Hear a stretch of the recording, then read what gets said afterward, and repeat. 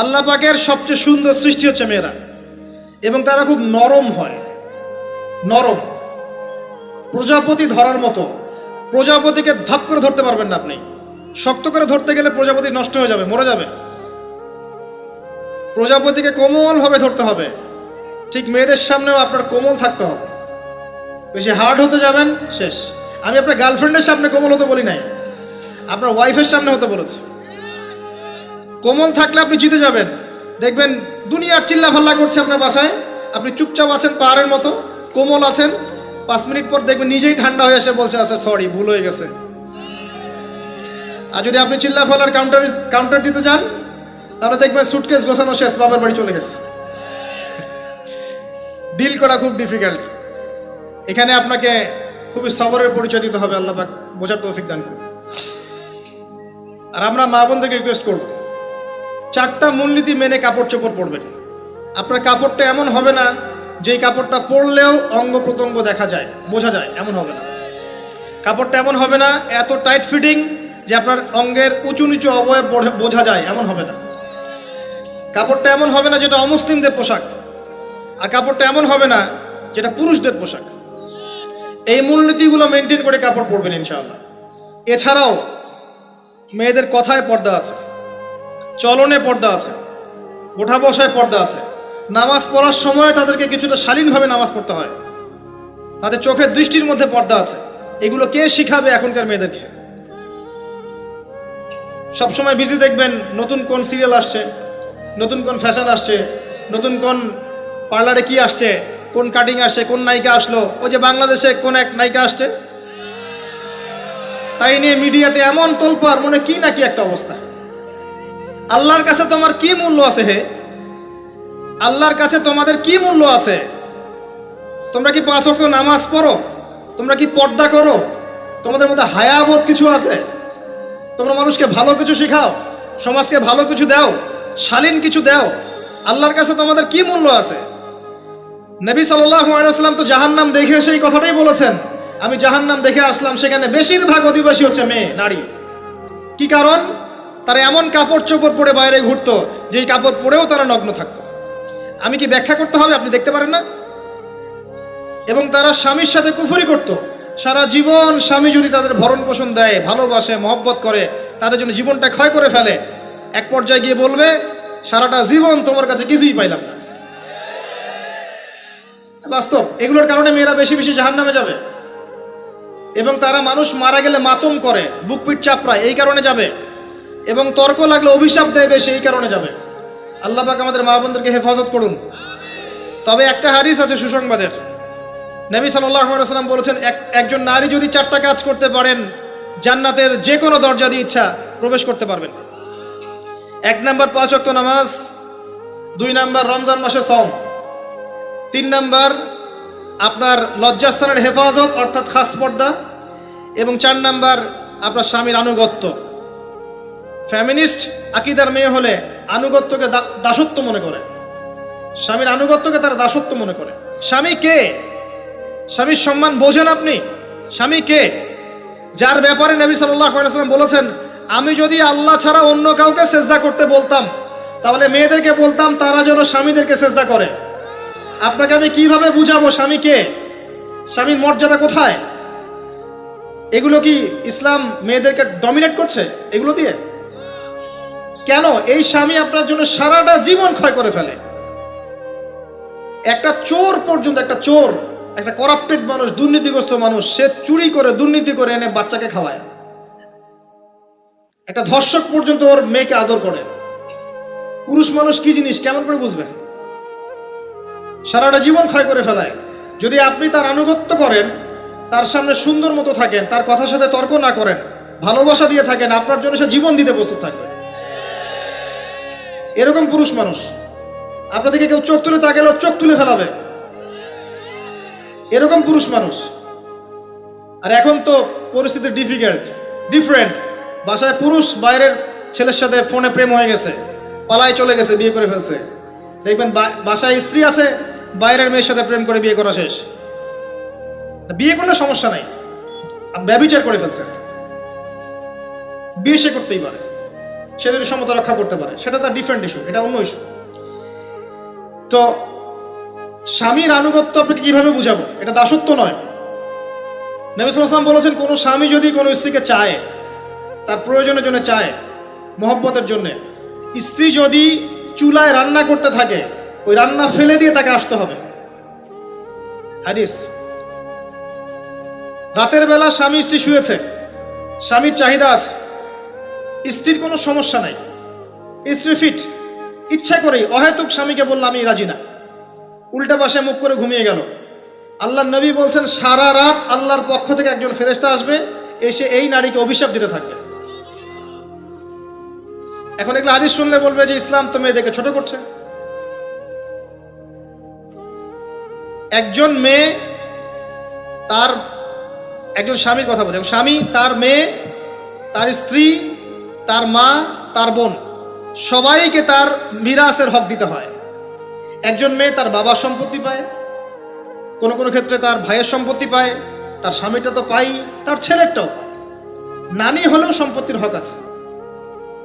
একটা মেয়েকে চতুর্দিক থেকে সিকিউর করা হয়েছে ইসলামে।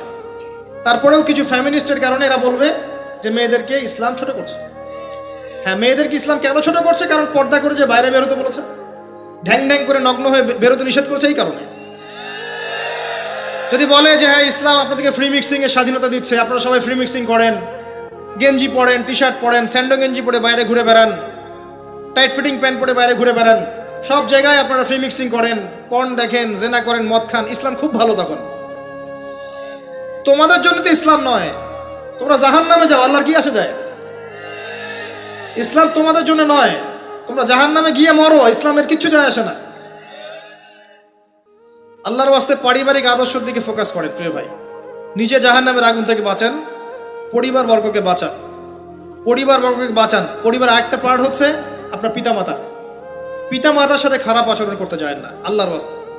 সেই ব্যক্তির জন্য ধ্বংস, যার পিতামাতা বেঁচে আছে তাদের হক আদায় করে সে জান্নাতে যেতে পারবো না, তার জন্য ধ্বংস। আরেকটা অংশ আছে আপনার সন্তান সন্ততি। বাচ্চা কাচ্চার প্যারেন্টিংটা খুব সুন্দর করে করেন। যখন আপনি স্ত্রীর সাথে মিলন করতে গিয়েছেন তখন দোয়া পড়েন, আল্লাহুম্মা বিসমিল্লাহি আল্লাহুম্মা জান্নিবনা শাইতান ওয়া জান্নিবিশ শাইতান মা রাযাকতানা। আমার মনে হয় এখনকার জেনারেশন যেগুলো আছে ফাসেক, মাদক সেবন করে, পর্নোগ্রাফিতে আসক্ত, ইয়াবাখোর, স্মাগলিং করছে, চুরি করছে, হাবিজাবি, ধর্ষণ করছে, আমার মনে হয় না তাদের পিতামাতা তাদেরকে জন্ম দেওয়ার সময় এই দোয়াগুলো পড়েছিল।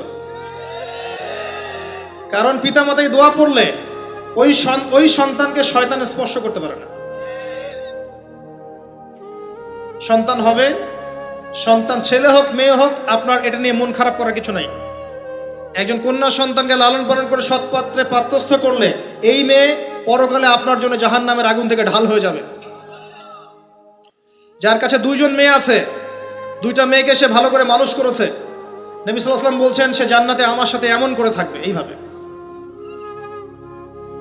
কেউ যদি বিধবার দায়িত্ব নেয়, সেও নবী সাল্লাল্লাহু আলাইহি ওয়াসাল্লামের সাথে এইভাবে থাকবে।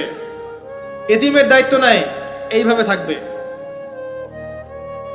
ফ্যান্টাসিতে ভুগছেন, একটা এতিম মেয়েকে বিয়ে করেন, একটা অসহায় তালাকপ্রাপ্ত মেয়েকে বিয়ে করেন, একটা বিধবা মেয়ে যার স্বামী মারা গেছে, কেউ নাই দেখার, তাকে বিয়ে করেন, তারপরে বোঝা যাবে আপনার মধ্যে কতটুকু দিন আছে। আর বর্তমান সভ্যতা আমাদের কি সমাধান দিবে? সবাই যদি দিনদার একটা করে ক্যাটরিনা খোঁজে, এই এতিম, এই বিধবা, এই যাদের দেখার কেউ নাই, এই মেয়েগুলা কি রাষ্ট্রের সম্পত্তিও থাকবে? এদের দায়িত্ব কে নিবে? পুরুষরা যদি দায়িত্ব না নেয়, কে দায়িত্ব নিবে? এখন কেউ যদি ওদের দায়িত্ব নিতে যায়, তখন তাকে আবার খারাপভাবে উপস্থাপন করা হয়, এই ব্যক্তির মনে হয় চরিত্র খারাপ। কিন্তু এদিকে বাইরে 10টা জেনা করে বেড়াচ্ছে, কোনো সমস্যা নাই, এগুলো উস্কায়। এইসব জাহেলদের জন্য ইসলাম নয়। ইসলামের প্রতিটা বেসিক ফান্ডামেন্টাল মানবতার কল্যাণের জন্যই। এগুলোকে ফরজ করা হয়নি, আপনি নফল, আপনার সামর্থ্য থাকলে আপনি করতে পারেন, না করলে কোনো সমস্যা নেই। কেউ যদি করে যে ইসলাম পরিপূর্ণরূপে পালন করার চেষ্টা করছে, এটার উপরে আমল করার চেষ্টা করছে, তাহলে আপনি তাকে ক্রিটিসাইজ করছেন কেন? কি সমস্যা আপনার? আরেকটা পার্ট হচ্ছে সন্তান সন্ততি। বাচ্চা কাচ্চাকে ছোটবেলা থেকেই মানুষ করতে হবে এমন ভাবে যাতে করে বড় হয়ে এরা এই উম্মার খালেদ এবং ওমর হতে পারে। বাচ্চা ছোট ছোট বাচ্চাকে আপনি ভালো খাবার দেন, ভালো খাবার দেন, মায়ের স্নেহ দেন, বাবা মার সাথে রাখেন, একটু গ্রাম্য পরিবেশে নিয়ে গিয়ে তাকে বড় করেন। কেন বলছে কথা? এখানে পরিবেশ সুন্দর থাকবে, সে দৌড়াবে ধুলার মধ্যে, মাঠের মধ্যে খেলবে, সুন্দর ভাষা শিখবে। এরপরে তাকে ভালো প্রতিষ্ঠানে পড়ান। প্রতিষ্ঠানটা এমন হবে যে প্রতিষ্ঠানে জেনারেল শিক্ষা, ইসলামিক শিক্ষা একসাথে দেয়া হচ্ছে, সে সব শিখবে। আমার ছেলে কোরআনে হাফেজও হবে, আমার ছেলে ডক্টরও হবে ইনশাআল্লাহ। এভাবে এভাবে করে তোলেন। আধুনিক হন, মাথাটা খাটান, ব্যাকডেটেড মানসিকতা বাদ দেন। বিশ্বটা এগিয়ে গেছে, আমাদেরকে এগিয়ে যেতে হবে। একমুখী জ্ঞান দিয়ে আপনি কিচ্ছু করতে পারবেন না এই যুগে। দ্বিমুখী শিক্ষার একটা হারমোনিয়াস কম্বিনেশন দরকার। আমাকে কোরআন জানতে হবে, সায়েন্সও জানতে হবে, নাহলে আমি সায়েন্স দিয়ে কোরআনকে ব্যাখ্যা করতে পারবো না, কোরআন দিয়েও সায়েন্সকে ব্যাখ্যা করতে পারবো না। জানতে হবে, আমাদেরকে শিখতে হবে, পড়তে হবে, প্রচুর পড়তে হবে। বাচ্চাদেরকে ছোট থেকে বড় করেন এভাবে। আস্তে আস্তে গিয়ে দেখবেন তারা যখন কিশোর, তাদের বন্ধু বান্ধবের সার্কেল থেকে খেয়াল রাখেন। আপনি বাবা হিসেবে তার বন্ধুর মতো আচরণ করেন, মা হিসেবে তার সাথে বান্ধবীর মতো আচরণ করেন, তার সাথে ক্লোজ হন, তার সমস্যাগুলো জানার চেষ্টা করেন। তাকে ফ্রি মিক্সিং এর মধ্যে পড়াশোনা করতে দিবেন না, না হলে স্কুল লাইফে সতীত্ব হারিয়ে ফেলবে। অনেক সময় অনেক মেয়ে আছে স্কুল লাইফে সতীত্ব হারিয়ে ফেলেছে, কলেজ লাইফে যেতে যেতে প্রস্টিটিউশনে চলে গেছে। অনেক মেয়ে আছে, এগুলো টপ সিক্রেট না, এগুলো সব ওপেন সিক্রেট। এখন ঘরে ঘরেই সমস্যা, মানুষ লজ্জায় বলতে পারে না। যে কটা মিডিয়া আসে এগুলো তো আমরা জানি, ঘরে ঘরেই সমস্যা ঢুকে গেছে, মানুষ লজ্জায় বলতে পারে না। ছোট ছোট বাচ্চা মেয়েদেরকে পর্যন্ত রেপ করা হচ্ছে এখন। এটা সেই ফ্যামিলিস্ট রেভলিউশনের কারণেই হচ্ছে।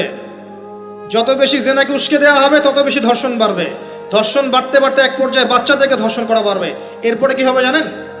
এরপরে মানুষ সমকামী হবে বেশি বেশি, ছেলে ছেলের সাথে, নাউজুবিল্লাহ। তারপরেও কি হবে বলে যাচ্ছি, এরপরে আরো একটা ধাপ আসবে, যখন মানুষ গবাদি পশুর সাথে জেনা করবে। দেখে নিয়েন, এগুলো হাদিসে এসেছে, এমনি এমনি বলছি না, মানুষ এগুলো করবে। বাচ্চা কাচ্চাকে বড় করেন, ভালো খাবার দেন, ওকে খেলাধুলা করতে দেন। ও যত বেশি খেলাধুলা করবে ও শরীরটা ক্লান্ত হবে, তখন খাবে ভালো, বেশি খাবে, ব্রেন শার্প হবে, ওকে ওর নেতৃত্ব দেওয়ার যোগ্যতা অর্জন হবে। ওকে খেলাধুলা করতে দেন, ওকে ব্যায়াম করতে বলেন, ওকে সাঁতার শেখান, ওকে তাইকুন্ডু শেখান, ওকে ফিজিক্যাল এক্সারসাইজ শেখান। ওই ডিভাইসে অ্যাডিক্টেড করবেন না, উল্টাপাল্টা কার্টুন দেখান না, উল্টাপাল্টা অ্যানিমেশন দেখান না, এমন গেমসের মধ্যে আসক্ত করে দিয়েন না, বাসায় ডিভাইস দিয়ে দিয়েন না, সারাদিন এগুলো খেলছে, এগুলো দিয়েন না। ওকে কায়িক পরিশ্রম করান, একটু বড় হয়ে গেলে বাজারে পাঠান, বাস্তবতা শিখুক, সংসার করতে শিখুক, ডিল করতে শিখুক, সামাজিকতা শিখুক, ওকে সামাজিক বানান। গাছ লাগানোর কাজে ওকে ইনভলভ করে দেন, রক্তদান কর্মসূচিতে ওকে ইনভলভ করে দেন, ওকে সমাজ কল্যাণমূলক কাজ করতে শুরু করে দেন, দেখবেন ও সামাজিক হবে ইনশাল্লাহ। কম্বল বিতরণ করতে বলেন, ত্রাণ দিতে বলেন, ওকে ওকে উৎসাহ দেন, নামাজে উৎসাহ দেন, রোজা রাখতে বলেন। মেয়ে ছোট থেকে মেয়েকে পর্দা করতে বলেন, বলে যে ও দেখবে যে আমার মা যখন বাইরে যায় তখন এই পোশাকে বাইরে যায়। আলহামদুলিল্লাহ, আমি দোয়া করি আল্লাহ পাক আমার মেয়েকে যেন খাদিজা রাদিয়াল্লাহু আনহার মতো কবুল করে। আমাকে বলেছে যে বাবা আমি 5টা বোরখা নিব। ওর বয়স 3 বছর। ওকে ওর মা বলেছে যে বাইরে যেতে হবে বাবার সাথে একটা প্রোগ্রামে, ও বলছে আমি বোরখা পরবো, না হলে যাব না।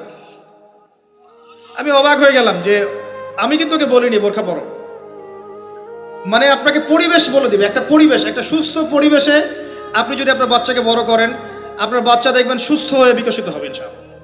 একটা অসুস্থ পরিবেশ দেন যেখানে ঝগড়াঝাঁটি, মারামারি, রাহাজানি, কাটাকাটি, সুদ, দুষ, জেনা, ব্যভিচার আছে, এই যে আপনার অপসংস্কৃতি আছে, আপনার বাচ্চাটা আস্তে আস্তে নষ্ট হয়ে বেরোবে। পরিবেশ দিতে হবে। অসুস্থ পরিবেশের মানুষ কখনো সুস্থ জাতি উপহার দিতে পারবে না। তো এই বিষয়গুলোর দিকে খেয়াল রাখেন, মেয়ের পোশাকে খেয়াল রাখেন, তবে মেয়েকে কার কোলে তুলে দিচ্ছেন এটা খেয়াল রাখেন।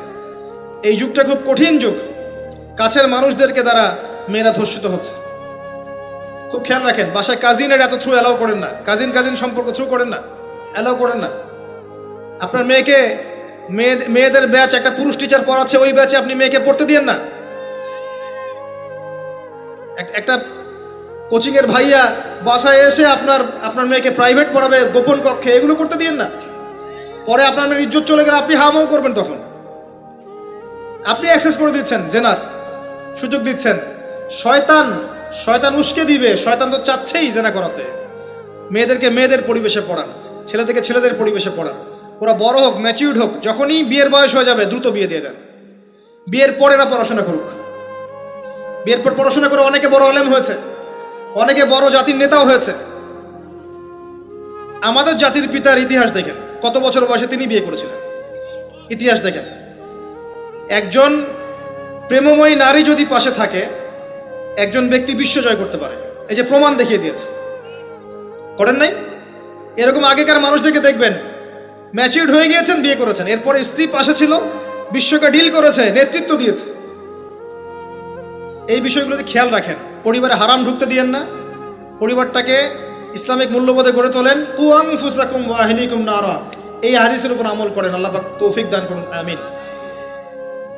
এরপরে বড় বিষয়গুলোতে যাবেন আপনি। আপনি ইসলামের খেদমত, ইসলামের প্রচার, ইসলামের প্রসার, Islamic association, Islamic NGO, Islamic হাবিজাবি, এগুলোর দিকে আপনি পরে যাবেন। আগে বেসিকগুলো ঠিক করবেন। এই কাজগুলো যদি আমরা করতে না পারি, তাহলে আল্লাহ পাক ওই যে বলেছে সূরা আরাফ 179, প্রথমে বলেছে ওর অন্তর্ভুক্ত হয়ে যাব। তাদের পাপ কি ছিল? তারা যে বেশি বেশি জাহান্নামে গেছে, কি পাপ ছিল? 1 নাম্বার, লাহুম কুলুবুন লা ইয়াফকাহুনা বিহা, ওদের কলব ছিল, উপলব্ধি করেনি। ওয়ালাহুম আযানুন লা ইয়াসমাউনা বিহা, কান দিয়েছিলাম শোনেনি। ওয়ালাহুম আ'য়ুনুন লা ইউবসিরুনা বিহা, চোখ দিয়েছিলাম দেখেনি। উলাইকা কাল আনআম, এরা হচ্ছে গবাদি পশুর মতো। বাল হুম আদাল, বরং তার চাইতেও নিকৃষ্ট। ওয়া উলাইকা হুমুল গাফিলুন, এরা হচ্ছে গাফিল সম্প্রদায়। আল্লাহ পাক আমাদেরকে যাবতীয় গাফিলতি থেকে হেফাজত করুন, আমিন।